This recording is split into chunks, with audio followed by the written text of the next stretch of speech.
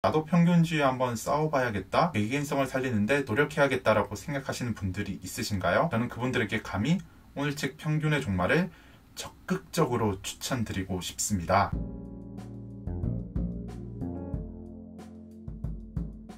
안녕하세요. 저는 책방주인 B급같이, 여기는 B급 책방입니다. 혹시 여러분들은 평균이란 개념을 언제 처음 들어보셨나요? 저 같은 경우는 평균이란 개념을 중학교 때 시험을 치면서 처음 들어봤던 것 같습니다. 중간고사나 기말고사를 치고 나면 의뢰 친구들끼리 너 이번에 평균 몇 점 맞았어?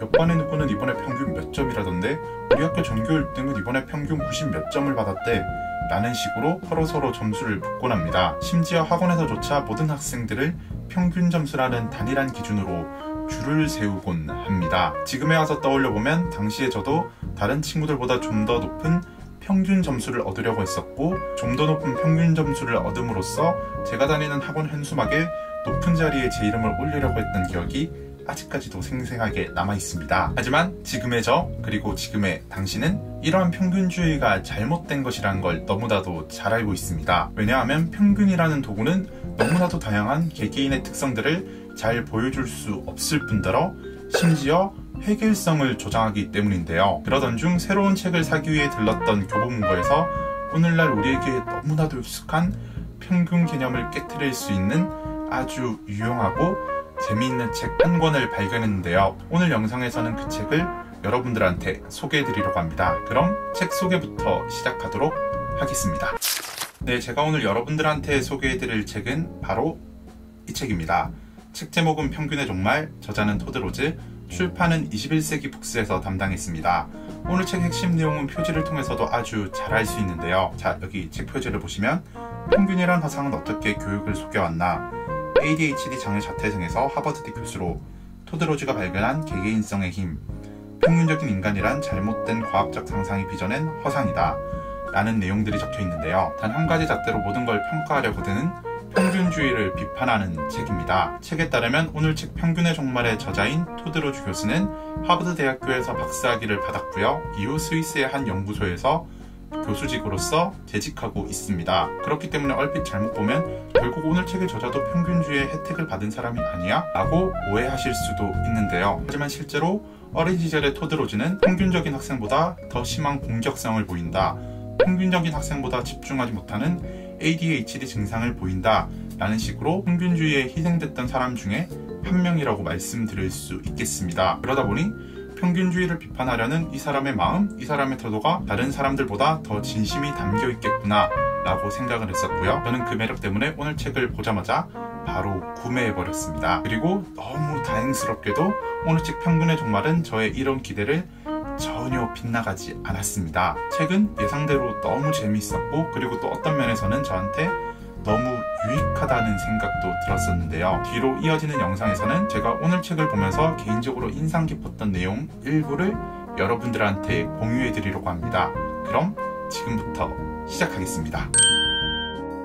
제가 오늘 책 평균의 종말을 읽으면서 개인적으로 인상 깊었던 내용 몇 가지가 있는데요. 그 중에 첫 번째로는 평균주의의 역사를 되짚은 장이었습니다. 저는 이 장들을 보면서 평균주의가 만들어지는데 정말 많은 편견들이 개입됐구나, 정말 많은 오해들이 개입됐었구나 라는 것들을 알 수 있었는데요. 책에서는 총 두 가지 사례를 저희한테 들려줍니다. 그 중에 첫 번째로는 케틀레의 유형화라는 평균주의가 있습니다. 이 평균주의가 뜻하는 게 뭐냐면 평균에 속하는 인간이 가장 이상적인 인간이다, 가장 정상적인 인간이다 라는 메시지를 담은 평균주의라고 이해하시면 될 것 같습니다. 그렇기 때문에 평균에서 벗어나게 되는 개개인들의 다양성을 너무나도 쉽게 오류로 치부해버리고 마는 아주 큰 실수를 저지르게 됩니다. 그리고 시간이 지나서 책에서 소개하는 두 번째 사례인 볼턴이라는 사람이 계층화라는 평균주의를 만들어냅니다. 이전 케틀레가 만들어냈던 유형화라는 평균주의보다는 한 걸음 더 나아간 것이었습니다. 평균이란 것은 더 이상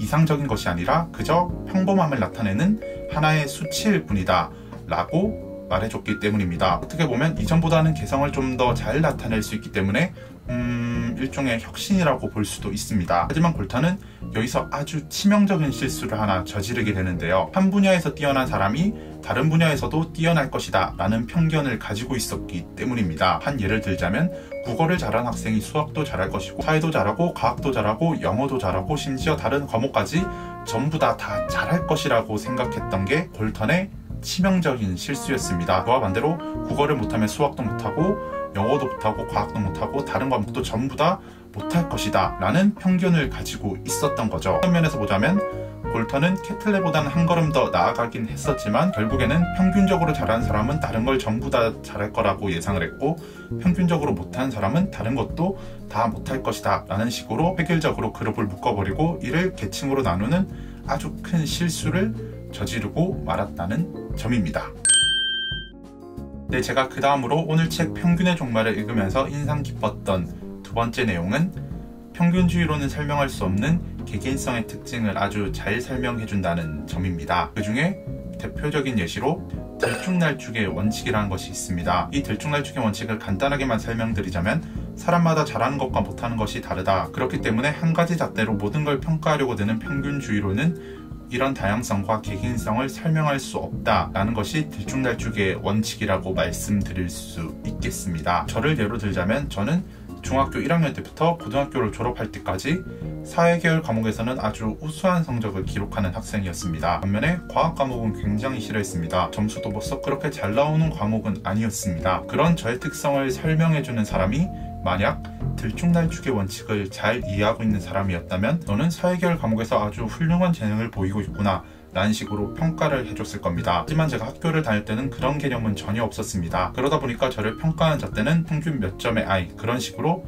평가받는 게 대부분이었습니다. 아마 지금 영상을 보고 있는 대부분의 사람들 역시 저와 크게 다르지 않았을 거라고 생각합니다. 책에서는 이런 들쭉날쭉의 원칙 외에 맥락의 원칙과 경로의 원칙이라고 해서 평균주의가 설명할 수 없는 개개인의 특성들을 두 가지를 더 설명해주고 있습니다. 이 내용들에 대해서는 각자 서치를 해보시거나 아니면 오늘 책 평균의 종말을 직접 읽어보시는 걸 권장해드리고 싶습니다. 제가 오늘 책 평균의 종말을 읽으면서 세 번째로 인상 깊었던 내용은 개개인의 특성을 살린 교육혁신장이었습니다. 이 내용이 왜 인상적이었냐고 물어보신다면 저는 지나치게 신선해서라고 말씀드리고 싶습니다. 일단 당장의 현실성은 고려하지 않고 책이 제시하는 방법들을 시행하면 알맞다나 개인성을 아주 잘 살릴 수 있겠다. 각자의 취향에 맞는 그런 배움들을 이어갈 수 있겠다 라는 생각이 많이 들었습니다. 그 중에 한 방법으로 학위 대신에 자격증이나 수료증을 주자는 제안이 있었는데요. 관련 내용을 조금만 읽어드리도록 하겠습니다. 교육적 성취도의 기본 단위로서 이런 학위를 대체할 논리적 대안이 있다. 바로 자격증이다. 자격증 수여는 아주 세분된 학습 단위별 자격 부여를 강조하는 접근법이다. 예를 들어 웹사이트 제작을 위한 자바 프로그래밍, 제1차 세계대전사, 페이스트리 제빵, 아시아 기후학 등등에 대한 자격증을 수여하는 식이다. 자격증의 수여는 경우에 따라 몇 번 혹은 심지어 딱 한 번의 수업 후에 취득할 수도 있고 1년 이상이 필요할 수도 있다. 이런 식의 자격증 수여는 그 학생의 기량, 능력, 지식에 대해 보다 유연하고 세분화된 증명이 될 수 있다 라는 내용이 있었습니다. 그럼에도 불구하고 아주 치명적인 비판 한계가 있는데요. 바로 그런 식으로 학위를 대체하면 우리 사회 전문가들은 어떻게 기를 수 있어? 라는 비판이 있는데요. 이 비판에 대해서도 책은 아주 괜찮은 대안을 제시하고 있습니다. 그 내용도 잠깐만 읽어드리도록 하겠습니다. 여러 자격증이 통합돼 보다 상급의 자격증을 획득하게 될 수도 있다. 예를 들어 당신이 비디오 게임 디자이너가 되고 싶어 한다고 치자.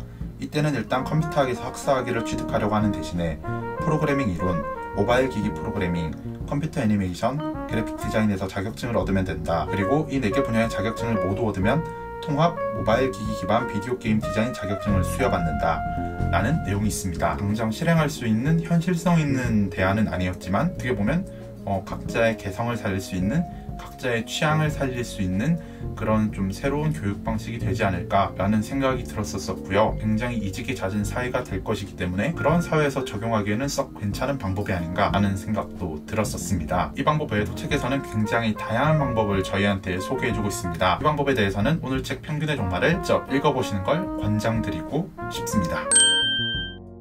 오늘 북리뷰 영상에서는 평균주의를 비판하고 그에 대한 대안을 제시하는 평균의 종말이라는 책을 여러분들한테 소개해드렸습니다. 어쩌면 2020년을 살고 있는 저희한테는 너무나도 당연한 이야기가 아닐지도 모르겠습니다. 하지만 우리의 기억들을 되살려보고 또 우리 주변을 자세히 관찰하다 보면 여전히 평균주의의 함정에서 벗어나지 못한 사례들이 너무나도 많이 있습니다. 나도 평균주의에 한번 싸워봐야겠다, 개개인성을 살리는데 노력해야겠다라고 생각하시는 분들이 있으신가요? 저는 그분들에게 감히 오늘 책 평균의 종말을 적극적으로 추천드리고 싶습니다. 네, 그럼 오늘도 제 영상 시청해주셔서 감사합니다. 여기까지 저는 책방주인 B급같이, 여기는 B급 책방이었습니다. 안녕히 가세요.